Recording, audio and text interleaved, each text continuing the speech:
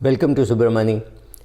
Recently, I heard people talking about how under the new President Biden, the American economy was doing well, how the animal spirits were captured, and therefore the U.S. economy was booming.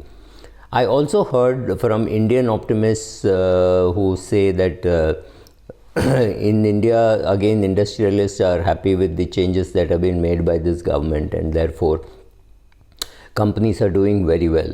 Now, to me, all this is very nice to hear, but ultimately it has to translate in terms of numbers.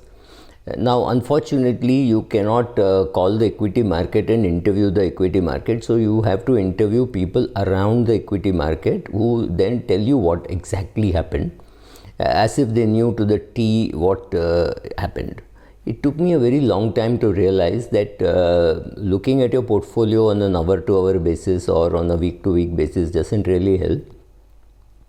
And even monitoring the company or looking at the companies in which you have invested, looking at it on a daily basis or an hourly basis doesn't really help, because even if you analyze and all, you end up over-analyzing. And you actually miss the big mega shifts. For example, if the mega shift happens in India, that every company can today do very well simply because they have got a distribution arm called Amazon or Flipkart or something equivalent. Then what happens is a small toothpaste manufacturer will suddenly be able to fight with a Colgate, or a small shampoo manufacturer will be able to fight with a Unilever, right? Because they also now have reach, and they have been able to, two things have happened. One is the reach, second is being able to manage a micro market.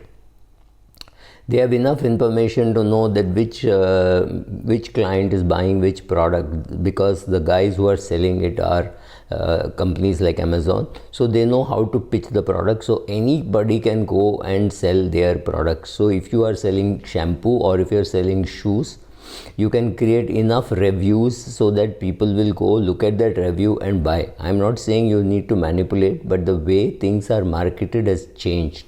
So which means the bigger companies will find it more difficult to sell niche products. Yes, mass products, soap and shampoo may be different, but a very specific shampoo meant for people with dry skin, if it is mentioned that dry skin people should use this, and if you can get people doing rave reviews of that, chances are people will consider buying that. And for you, the cost of marketing is not very high, simply because the people like Google and Facebook and YouTube, which is part of Alphabet, all have made sure that you can go and do a very small micro market. You can say people above 35 living in Bombay and having an income about 10 lakhs or 20 lakhs, you can go and market to such a niche market, right? So that kind of reach Hindustan Unilever cannot get, because they are more of a mass marketer. So they don't really care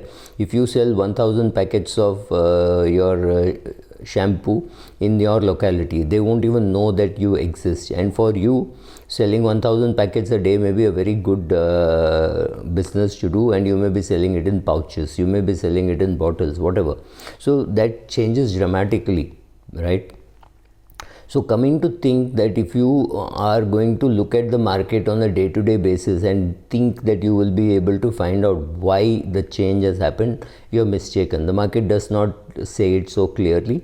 In fact, if you think that because BJP has full control over the Lok Sabha and the Rajya Sabha, markets will do well, the market may think very differently. Market may think, no, they will do well only when there is some kind of a check on the ruling party. So maybe Rajya Sabha control with Modi not being there, the control not being there with Modi, may be a good reason, and therefore the markets could be going up. So don't try to look at the market on a day-to-day basis and think that you will be able to interpret what has happened. That is for the experts who come on TV and on videos to tell you what really happened in the market, but honest to God, I think that's very difficult. So that is the then there will always be competing theories saying, oh, US is printing notes and therefore the market has gone up. RBI is about to increase rates, therefore the market has gone up. Hello? Wasn't the market supposed to go down when interest rates went up? So then they would come out with the theory, no, in emerging markets it's different. In a lot of competing theories will be there saying what happened. So I think what is important is just say no to all these theories. Just say no, saying I don't think there is any justification for what you are saying. There is no justification as to why the market went up this Wednesday or this Thursday. There are enough reasons, but I don't know and I am unable to pinpoint the reason. There are people who talk like saying the market went up 40 points and 10 is because of this and 10 is because of this. That's amazing. There is no way how you can draw such a tight and a close relationship, right? When you say that okay, the BJP lost in some state, therefore the market has gone up, it is good to have checks and balances on BJP. The other one would say, oh, the BJP won, it shows how strong BJP is. Since now this state, name any state, UP, Bihar, Madhya Pradesh, these are big states, with only when they have support from the central government can they do well, and therefore the market is going up.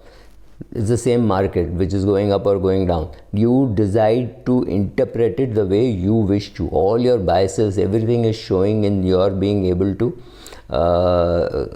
predict or justify what has happened. More, I would say the best word would be rationalize what has happened. I think I meet people who look at their portfolio on a very regular basis, and I am very clear that I do not look at it on a regular basis. And there are shares which I hold which I don't even look at quarterly results, like P&G and Colgate, and I'm sure one day the PE will shift from the manufacturer who had a monopoly over the supply chain to companies which are creating the supply chain, companies which are the base on which people are transacting, Amazon types, right? So all these things will happen, and therefore you do not know, I mean, the whole PE ratio, PE of companies will shift. If the PE of a Colgate and a P&G shifts to an Amazon or a D-Mart, that is what you're talking of, the mega shifts.